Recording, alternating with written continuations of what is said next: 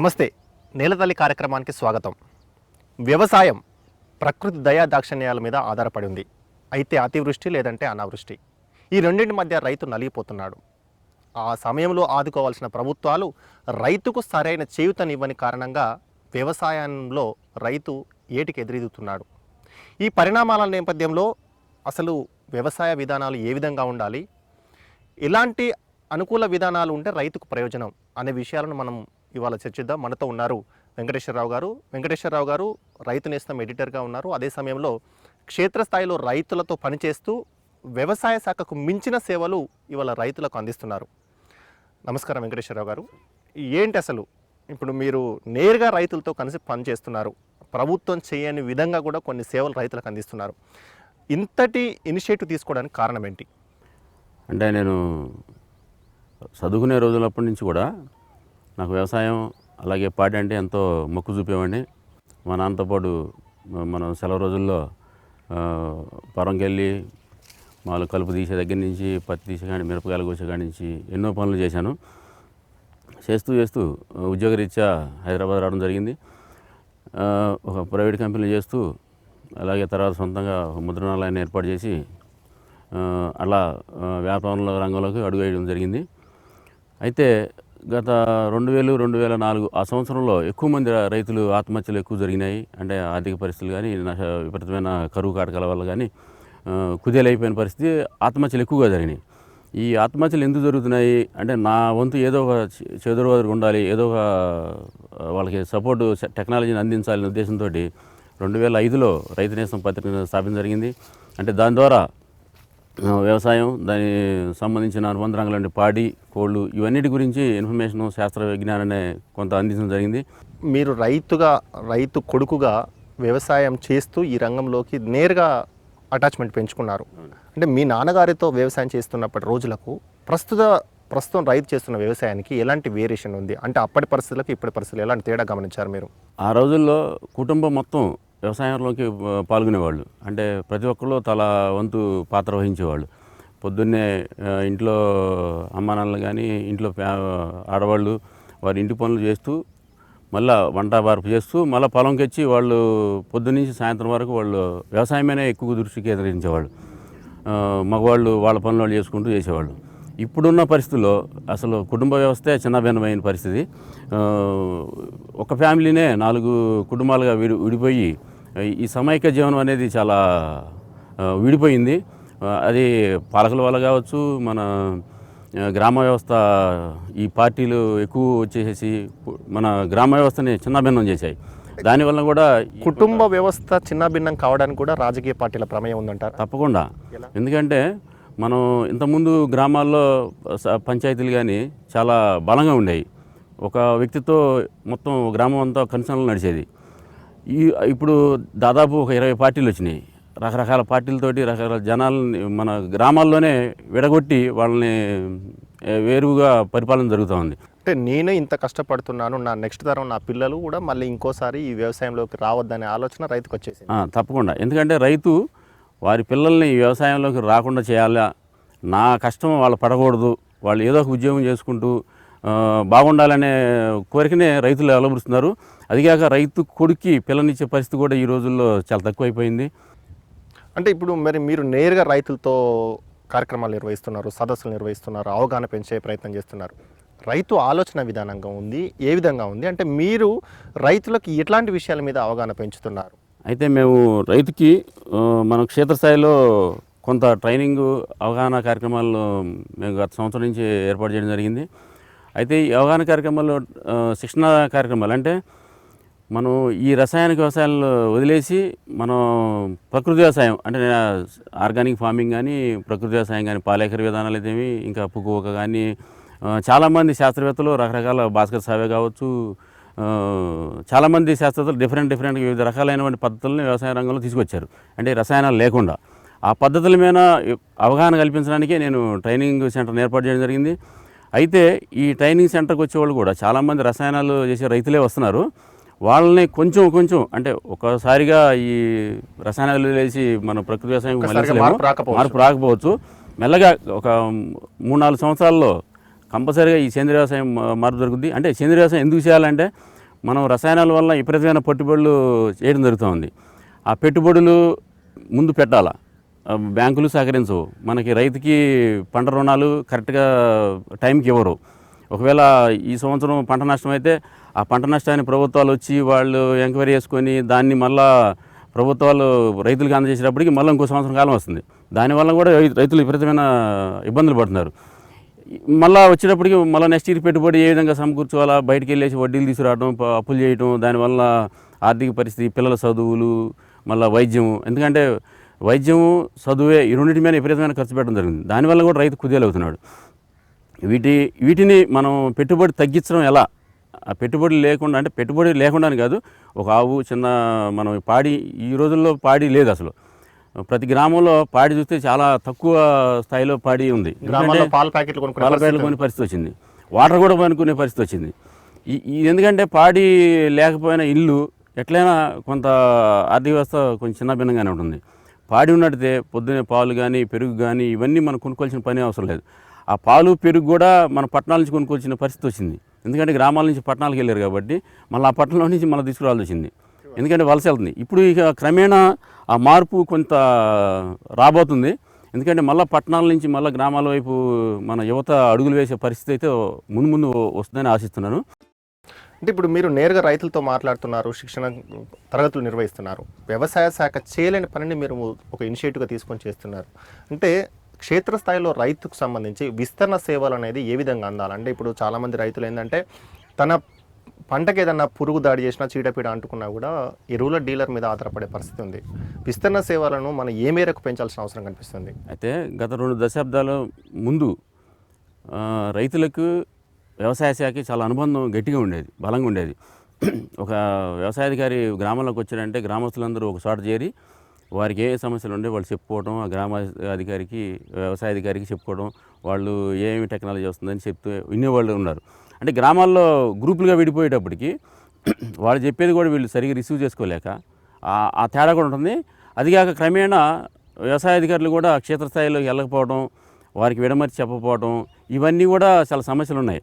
ఇప్పుడు ఈ organic farming కానీ ఇప్పుడు వచ్చిన ఈ గత 4-5 సంవత్సరాలు వచ్చిన మార్పుల వల్ల అధికారులు కూడా మనం గ్రామాల్లోకి వెళ్ళి క్షేత్రస్థాయిలోకి వెళ్ళి కొంత రైతులకి అనుమతి చెప్తున్నారు. రైతులు కూడా అవగాహన పెరిగింది. ఎందుకు మా పొలాలకు వచ్చి మాకు ఆ టెక్నాలజీ చెప్పరు, మాకు ఏమేమి పంటలు వేసుకోవాలా, ఈ సర్వీసులు పెరిగినాయి. ఇంతకుముందు గతంలో ఎక్స్టెన్షన్ సర్వీసులు చాలా దారుణంగా ఉండేవి. అసలు ఒక ఏవో కూడా మనం పొలానికి వెళ్ళే దాఖలైతే లేవు. ఇప్పుడిప్పుడే గ్రామాల్లోకి వెళ్తున్నారు, రైతులే డిమాండ్ చేస్తున్నారు, మీరు మాకు ఎందుకు రారనే దానివల్ల వాళ్ళ వచ్చిన అవగాహన పెరగడం వలన డిమాండ్ పెరిగింది. కంపల్సరీగా భవిష్యత్తు రైతుదే రాజ్యం అవుతుంది గ్యారెంటీగా. అంటే మీరు ఓన్లీ రైతులతో కలిసి పనిచేయడము, వాళ్ళను ఆ కొత్త మార్గం వైపు దిశగా తీసుకెళ్లడమే కాకుండా వాళ్ళకు సన్మానం చేస్తున్నారు. ఈ రంగంలో పనిచేస్తున్న శాస్త్రవేత్తలకు సన్మానాలు చేస్తున్నారు, జర్నలిస్టులకు సన్మానాలు చేస్తున్నారు. ఏంటి అంటే రైతులకు నేరుగా అవగాహన కల్పిస్తే సరిపోతుంది కదా, ఇలాంటి సన్మానాల వెనుక ఉన్న ముఖ్య ఉద్దేశం ఏంటి?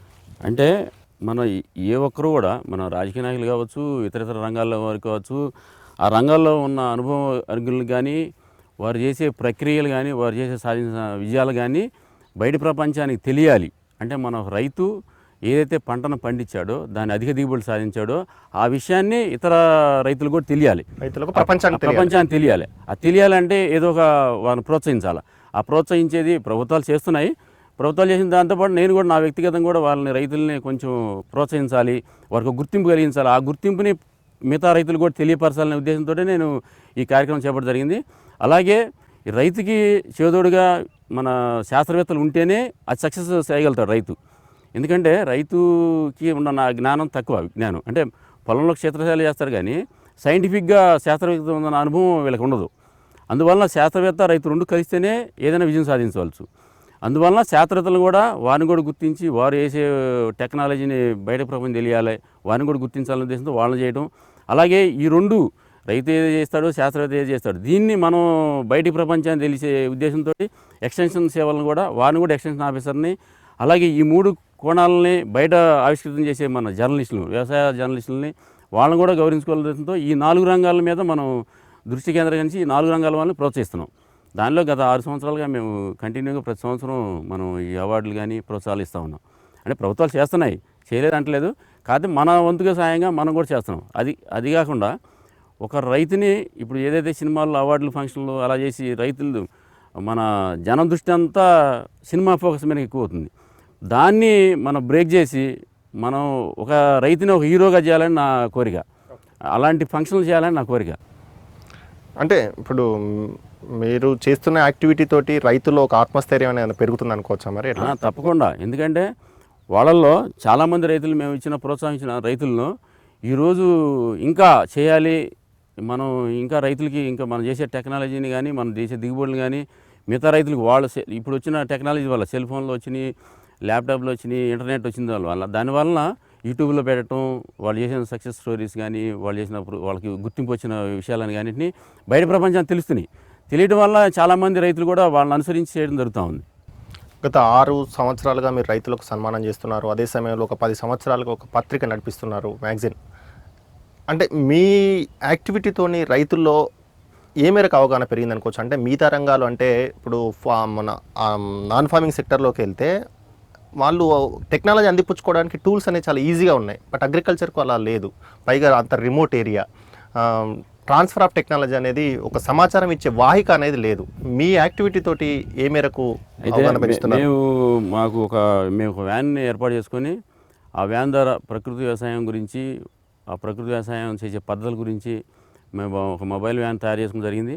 ఆ మొబైల్ వ్యాన్ ద్వారా ఈ కషాయాలు ఏ విధంగా తయారు చేసుకోవచ్చు, కషాయాలు తయారు చేయడానికి కావాల్సిన ఇంగ్రీడియంట్స్ అంటే ఆకులు, ఇవన్నీ మన గడ్డు చెట్లు కానీ పొలం చుట్టుపక్కలే ఉంటాయి ఆకులన్నీ ఒకసారి తీసుకొని వాళ్ళని ఈ ఆకుల మీద అవగాహన కల్పించడం, దానికి మనం తయారు చేసుకునే విధానాన్ని కానీ మనం ఆ వ్యాన్లోనే మేము డిస్ప్లే స్క్రీన్ ఉంటుంది, దాని ద్వారా వీడియోలు ప్రదర్శించడం, సాయంత్రం పూట రచ్చబండల దగ్గర రైతులను కొంతమందిని పోగు చేసి వాళ్ళకి చూపించడం.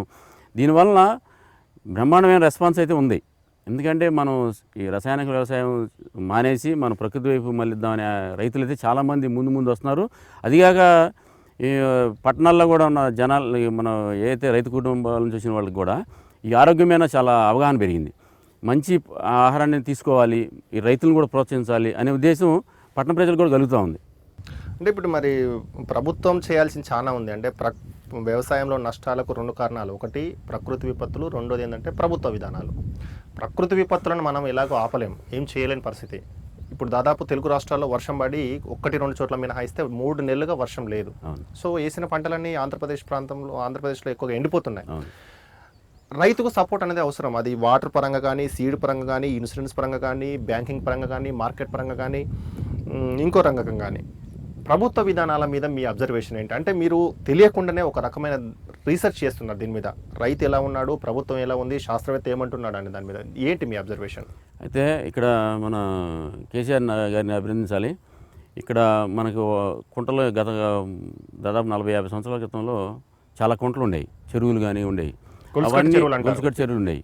అంటే ఒక చెరువుకి మధ్యలో ఉన్న విస్తీర్ణాన్ని ఆ మొత్తం ఈ వాటర్ ఫిల్ చేయడం అంటే ఈ వాటర్ని దాన్ని వాళ్ళు యూజ్ చేసుకునేవాళ్ళు. అయితే క్రమేణా కుంటలు మూసిపోవడం, ఆక్రమించుకోవడం ఇవన్నీ జరగడం వల్ల రిపేరింగ్ లేకపోవడం వల్ల కుంటలు మూడిపోయినాయి. వాటిని మిషన్ భగీరథ ద్వారా చాలామంది రైతాంగానికి చాలా మంచి కార్యక్రమాలు చేశారు. ఎందుకంటే వాటిని ఎత్తిపోయడం కానీ దాదాపు 2 సంవత్సరాల నుంచి ఆ కార్యక్రమం జరుగుతుంది. చాలా అద్భుతమైన, ఎందుకంటే వర్షం లేకపోయినా కానీ ఆ వర్షం వలన కొంత బోర్లు రీఛార్జ్ అవ్వడం వలన చాలా మంచి కార్యక్రమంగా అది అభినందించవచ్చు. దానికి తోడు ఇంకా చాలా సమస్యలు ఉన్నాయి. ఎందుకంటే రుణాలు కానీ, పంట రుణాలు మాఫీ చేయడం కానీ, ఆ పంట రుణాల మాఫీలో చాలా అవకతవకలు జరగడం కానీ, రైతులకు సరైన అందకపోవడం కానీ త్వరగా క్షేత్రస్థాయిలో డిఫరెంట్గా ఉంటాయి. దాన్ని క్షేత్రస్థాయిలో తీసుకెళ్ళి వాళ్ళకి అందించడంలో కొంత గ్యాప్ అయితే ఉంది. అంటే ఇప్పుడు వాటికంటే ముఖ్యంగా మేజర్గా మార్కెటింగ్ విషయంలో కానీ, లేదంటే కరువు వచ్చినప్పుడు ఆదుకోవడంలో కానీ, లేదంటే సరైన బీమా కల్పించడంలో కానీ, అన్నిటికీ మించి మీరు పంట పండించండి, ప్రభుత్వంగా మేమున్నాము, మీకు సపోర్టింగ్ చేస్తాం, మీ ఆపద కాలంలో మేము ఆదుకోవడానికి సిద్ధంగా ఉన్నామని ఒక భరోసా కనిపించట్లేదు కదా. అయితే మనం ఇక్కడ రైతులకి మార్కెటింగ్లో ప్రభుత్వాలు ఒక మార్కెటింగ్ స్థిరీకరణ నిధి అనేది ఒకటి ఏర్పాటు చేయాలి, మార్కెట్ స్టెబిలైజేషన్ ఫండ్ అనేది. అది ఎప్పుడైనా మార్కెట్లో ధరల వ్యత్యాసం కనుక ఉన్నట్లయితే మరీ దారుణంగా రోడ్డు మీద పడిపోయే పరిస్థితులు మనకి ఇటీవల ఉల్లిపాయలు కావచ్చు, ఆ విషయంలో ప్రభుత్వాలు ఫెయిల్ అయినాయని అనుకోవచ్చు కదా. ఫెయిల్ అయినాయి అనుకోవాలి. అయితే దాన్ని గత సీజన్లో మన ఉల్లిపాయలు ప్రభుత్వం తీసుకొని మార్కెటింగ్ ద్వారా కొంత కొనుగోలు చేసింది. అది కొంతమేరే పనిచేస్తే కానీ విస్తృత స్థాయిలో పనిచేయదు. ఎందుకంటే ఉల్లిపాయలు డిమాండ్ ఉన్నప్పుడు ఉల్లిపాయలు పంట వేయిస్తున్నారు, దాన్ని మళ్ళీ కొనుగోలు చేస్తామని భరోసా ఇస్తే కానీ వాళ్ళు పంటలు వేయని పరిస్థితి ఉంటుంది. దాన్ని ప్రభుత్వాలు అట్లా కాకుండా ఒక మార్కెట్ స్థిరీకరణ ఇదని చెప్పేసి సపరేట్గా ప్రత్యేకంగా ఫండ్ పెట్టి ఆ బడ్జెట్లోనే దాన్ని పెట్టాలి. ఆ బడ్జెట్ పెట్టినట్టయితే కనుక ఎప్పుడైనా ఈ పంటల మార్కెట్ డౌన్ అయినప్పుడు వాటిని కొని వాటిని కనుక గోదాములో ఉంచేసి మళ్ళా మార్కెట్లోకి పంపించవచ్చు. దానివల్ల మా ప్రభుత్వాలకు కూడా ఇన్కమ్ ఉంటుంది. అంటే ఈ మార్కెటింగ్ విషయాన్ని ఒకసారి పక్కన పెడితే ఇన్సూరెన్స్ విషయంలో కానీ రుణాల విషయంలో కానీ అసలు కనీసం పాస్ మార్కులు వచ్చే విధంగా కూడా పనిచేయనట్టు కనిపిస్తున్నాయి ప్రభుత్వాలు. అదే మోడీ గారు ఈ కొత్త స్కీము ఇన్సూరెన్స్ సంబంధించి కొత్త తీసుకొచ్చినప్పటికీ అసలు క్షేత్రస్థాయిలో అవగాహన కల్పించడంలో కానీ దాన్ని ఇంప్లిమెంట్ చేయడంలో కానీ రుణాలకు అటాచ్మెంట్ కల్పించడంలో కానీ అసలు పూర్తిగా ఫెయిల్ అయ్యారు అనుకోవచ్చు కదా మనం. అంటే అది ఇంకా పూర్తి స్థాయిలో ఇన్సూరెన్స్ స్కీమ్ అమలు కావట్లేదు. అయితే ప్రభుత్వం పెట్టిన స్కీము ప్రధానమంత్రి యోజన అది బాగానే ఉంది. అయితే ఆ స్కీమ్ని క్షేత్రస్థాయిలో అమలుపరచడానికి అధికారులు కానీ ప్రైవేట్ ఏజెన్సీలు కానీ కొంత శ్రద్ధ వహించట్లేదు. వాటిని కనుక శ్రద్ధ వహించి కనుక మనం పంటల బీమా కనుక చేసుకున్నట్లయితే మిగతా పంటల మీద ఏదైనా విపరీతాలు వచ్చినప్పుడు దాన్ని త్వరితంగా ఆదుకోవాలి. ఎందుకంటే ఎప్పుడో పంట నష్టం జరిగినప్పుడు ఎప్పుడో 6 నెలల తర్వాత సంవత్సరం తర్వాత ఇవ్వడం, దాన్ని పంట కాలం కానీ మండలం వైజ్ కానీ అట్లా సపరేట్ చేయడం, దానివల్ల కూడా ఒక మండలంలో పంట పండినప్పుడు సేమ్ అదే పంట ఇక్కడ వేసినప్పుడు ఇక్కడ ఇన్సూరెన్స్ ఇవ్వకపోవడం, అక్కడ ఇన్సూరెన్స్ ఇవ్వడం, అట్లా దానివల్ల వ్యత్యాసాలు చాలా ఎక్కువ జరుగుతూ ఉంటాయి. అట్లా కాకుండా రైతుకి జరిగిన నష్టాన్ని ఇమీడియట్గా దాన్ని కనుక భర్తీ చేసి మనకు బీమా సౌకర్యం వల్ల ఇన్ని ఉపయోగాలు ఉంటాయి అని భరోసా కలిగినప్పుడే రైతు మళ్ళా మన బీమా చేసుకోవడానికి ముందుకు వస్తాడు. అంటే ఇన్సూరెన్స్ ఉంటే ఎలాంటి పరిస్థితుల్లోనైనా ఒక స్థిరమైన ఆదాయం వస్తుంది, పంట పోయినా కూడా ప్రభుత్వం ద్వారా ఒక పరిహారం వస్తుందనే ఒక నమ్మకం మాత్రం రైతులు కల్పించడంలో మాత్రం ప్రభుత్వాలు విఫలమవుతున్నాయి. అది వాళ్ళకి రైతు అంటే చాలా లోకువ, ఆ రైతు అంటే చాలా చిన్న చూపు చూసే స్థాయి ఉంది ప్రస్తుతం స్థాయి. వాళ్ళని మన ఏదైతే ఇతర సంస్థలు ఈ క్రమంలో రైతు ఆలోచన విధానం కూడా మారాలేమో. ప్రతి వాళ్ళు ఎవరొచ్చి ఏదో ఇస్తారనో, లేదంటే ఒక కొత్తమైన ఇతర రంగాలను చూసి ఒక ఆర్టిఫిషియల్ మెథడ్స్కు అలవాటు పడడము, తన జీవన శైలిలో కూడా కొన్ని మార్పులు రావడం కూడా కరెక్ట్ కాదేమో అనిపిస్తుంది నా అబ్జర్వేషన్. అది అంటే ప్రపంచీకరణ వలన అది ఆ మార్పులు ప్రతి ఒక్కళ్ళలో వస్తూనే ఉంటాయి. దాన్ని మనం తప్పుపట్టకూడదు. కానీ రైతు కూడా ప్రేమతో ఇష్టంతో పనిచేయాలి. ఏ పని అయినా సరే మనం చేసిన పని మీద చాలా ఇష్టంగా పని చేసినప్పుడే ఫలితాలు కూడా ఉంటాయి. అంటే ఈరోజు వచ్చిన టెక్నాలజీ వలన కూడా కొంత మార్పులు వ్యవసాయ రంగం నుంచి ఇతర వ్యాపకాలకు వెళ్ళటం, అంటే క్షేత్రస్థాయిలో పూర్తి స్థాయిలో మనిషి కేంద్రీకరించకపోవడం కూడా కొంత నష్టం జరిగే అవకాశం ఉంటుంది. రైతులు సంఘటితంగా ఉండాలి, ఒక సంఘంలో ఏర్పడగలరు. గ్రామాల్లో రైతు సంఘాలు ఏర్పరచుకొని ఆ సంఘాల ద్వారా ఏ సమస్యలు ఉన్నాయో ఆ సమస్యలని ప్రభుత్వాధికారుల దృష్టి కానీ పాలకుల దృష్టి కానీ వాళ్ళ మీద విపరీతమైన ఒత్తిడి చేయాలి. లేకపోతే ఏ చిన్న విషయానికి కూడా ఈరోజు మనం ఎదుర్కొనే స్థాయి రైతులకు ఉండలేదు. ఎప్పుడైతే వ్యక్తిగతంగా రైతు వెళ్తాడో వాళ్ళ చిన్న చూపు జరుగుతుంది. అదే రైతు సంఘాలుగా ఏర్పడి ఒక సమూహంగా వెళ్ళినట్టయితే వాళ్ళు పాలకులు దిగి వస్తారు, అధికారులు దిగి వస్తారు, వాళ్ళకి తక్షణం వారికి పరిహారం అందించడం కానీ ఏ సమస్య మీదైనా తక్షణం స్పందిస్తారు. అది రైతుల్లో ఎప్పుడైతే ఆ సంఘాలు కనుక ఏర్పడితే అప్పుడే రైతులకి చాలా బాగుంటుందని నా ఆలోచన. 2004లో రైతు ఆత్మహత్యలను చూసి మీరు కలిసిపోయారు, చూసి ఇబ్బంది పడ్డారు. ఏంటి ఈ పరిస్థితి? ఒక మార్పు తీసుకురావాలి, ఎక్కడో ఒక దగ్గర మొదలు పెట్టాలి, రైతు అవగాహన పెంచాలి, మన వంతుగా మనం ఏం చేయగలమని ఒక ఇనిషియేటివ్ తీసుకున్నారు.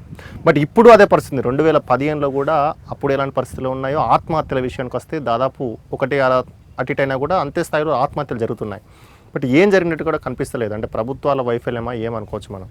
అంటే దీంట్లో మిశ్రమ వైఫల్యాలు ఉంటాయి. రైతు కూడా ఒక ఏక పంట విధానాన్ని కాకుండా మిశ్రమ పంటలు వేసుకున్నట్టయితే ఒక పంట పోయినా ఇంకో పంట మీద ధరలు ఉన్నప్పుడు ఆ పంట మీద ఆదాయం వస్తుంది. మనం ఏక పంటలు వేయటం వల్ల కూడా రైతు చాలా నష్టపోతున్నాడు. మిశ్రమ పంటల విధానాన్ని అధికారులు కూడా క్షేత్రస్థాయిలో వారిని మిశ్రమ పంటల విధానాన్ని ప్రోత్సహించాలా, వారి పంటలు మేము కొంటామనే భరోసా ఇవ్వాలా, మార్కెట్ కల్పిస్తామని భరోసా ఇచ్చినప్పుడు ఈ ఆత్మహత్యలు అనేవి జరగవు. అదే కాకుండా మనం రైతులకు వచ్చినప్పటికీ రైతుల్లో చిన్న సన్నకారు చాలామంది రైతులు ఎక్కువ మంది ఆత్మహత్య చేసుకునే పరిస్థితి ఉంది. ఎందుకంటే వాళ్ళకి వచ్చే 4-5 ఎకరాల్లో ఒక పంట వేస్తే మహా అయితే వాళ్ళకి ₹1,00,000 ₹2,00,000 లోపు మిగులుతుంది. అది వాళ్ళకి పిల్లల చదువులు కానీ వైద్యం కానీ ఇంటి అవసరాలకు కానీ దాదాపు ఈ 2 లక్షలు కాదు, దాదాపు 4-5 లక్షలు అయ్యే పరిస్థితి ఉంది. ఏ ఒక్క సంవత్సరం పంట నష్టం వచ్చినా అది ఆర్థిక పరిస్థితి రైతు ఎప్పుడు కూడా ఏదైనా నష్టం వచ్చినప్పుడు కానీ తట్టుకోలేడు. ఆ తట్టుకోలేని దాన్ని ఆత్మహత్య వైపుకి మళ్తూ ఉంటాడు. దానికి ఆత్మహత్య కొన్ని సంఘాలు కానీ ప్రభుత్వ సంస్థలు కానీ కొన్ని సంఘాలు బయటకు వచ్చి వారిని ఆత్మస్థైర్యం కల్పిస్తున్నాయి. గత సంవత్సరం నేను చూసుకున్నట్టయితే హెచ్ఎంటీ వాళ్ళు కూడా ఆ కార్యక్రమం కొంత చేపట్టి జరిగింది. ఎందుకంటే రైతులు ఆత్మహత్యలు చేసే స్థాయి నుంచి వాళ్ళని మనోధైర్యం కల్పించాల్సిన బాధ్యత సంఘాల మీద ఉంది, అలాగే ప్రభుత్వాల మీద ఉంది. అలాగే రైతులు కూడా మనం ఒక పంట కాదు రకరకాల పంటలు వేసుకుంటే మనం వాళ్ళకు కూడా అవగాహన ఉండాలి. వాళ్ళు కూడా సమాచారాన్ని తెప్పించుకోవాలా, పుస్తకాలు చదవాలా, ఇంటర్నెట్ చూడాలా, ప్రభుత్వ విధానాలు ఏ విధంగా ఉన్నాయి, టెక్నాలజీ అందిపుచ్చుకోవాలా. ఏదైతే మనం వ్యవసాయ విధానంలో ఏదైతే మార్పులు వస్తున్నాయో వాటిని అన్నింటినీ అవగాహన పరుచుకొని ఆ పద్ధతిలో వెళ్ళాలి. కానీ ఏదో మూసపత్తులుగా గతంలో ఒకటే పంట వేద్దాం, మనం పత్తి వేద్దాం, మిర్చి వేద్దాం, వరి వేద్దాం అని కాకుండా రకరకాల పంటలు పండించుకున్నట్టయితే ఉన్న కొద్ది పొలంలోనే రకరకాల పంటలు వేసుకోవాలి. అప్పుడే వారికి సమృద్ధిగా ఉంటుంది పంటల మీద. అంటే ఇప్పుడు దాదాపు ఒక రైతులతో కలిసి ఒక 10 ఏళ్ల పాటు ప్రయాణం చేశారు మీరు.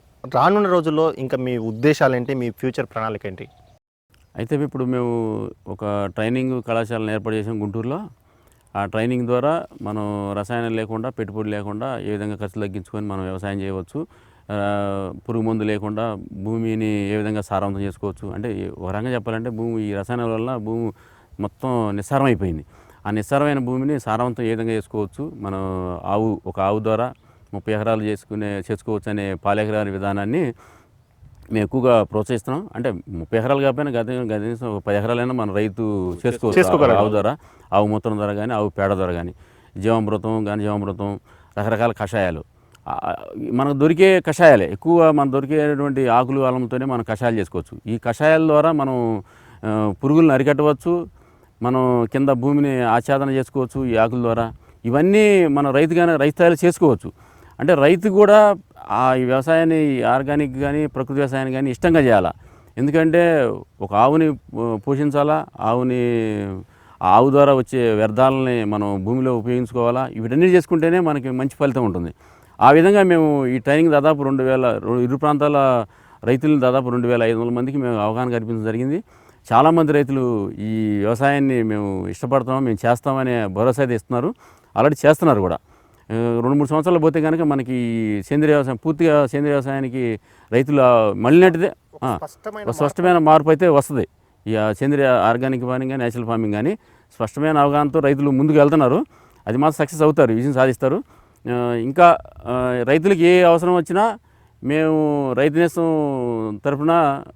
ఫౌండేషన్ తరఫున అన్ని విధాలా ఆదుకుంటామని, అన్ని విధాలా వారికి మా చేతనే మా సాధ్యమైనంత వరకు మేము ప్రతి క్షణం వారి కోసం పాటుపడతామని మాత్రం బలంగా చెప్పగలుగుతాను. ఏ రోజుకైనా రైతుని రాజుని చేయాలా, ఆ రైతుని ప్రతి ఫంక్షన్లో కానీ, ప్రతి కార్యక్రమంలో కానీ రైతుని స్టేజీ మీద కూర్చోబెట్టాలా. అంటే ఒక చీఫ్ గెస్ట్గా, ఒక స్పెషల్ గెస్ట్గా రైతుని కూర్చోబెట్టాలా.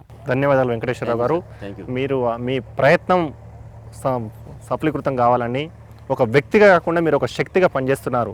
వ్యవసాయాన్ని పండుగగా చేసే క్రమంలో రైతుకు అండగా నిలబడుతున్నారు. ఇది వెంకటేశ్వరరావు గారితో ప్రత్యేక ఇంటర్వ్యూ కార్యక్రమం. పాలకులకు కమిట్మెంట్ లేని కారణంగానే వ్యవసాయంలో కొన్ని ఇబ్బందులు వస్తున్నాయనేది వెంకటేశ్వరరావు గారి విశ్లేషణ. అయితే రైతు కూడా ఏకపంట విధానాన్ని పక్కన పెట్టి రసాయనాల వాడకాన్ని తగ్గించి ఆధునిక టెక్నాలజీని అందిపుచ్చుకొని ముందుకెళ్లడం ద్వారా ఎక్కువ ఫలితాలు వస్తాయని వారు చెప్తున్నారు. ఇది వాటి నేలతల్లి కార్యక్రమం. నమస్కారం.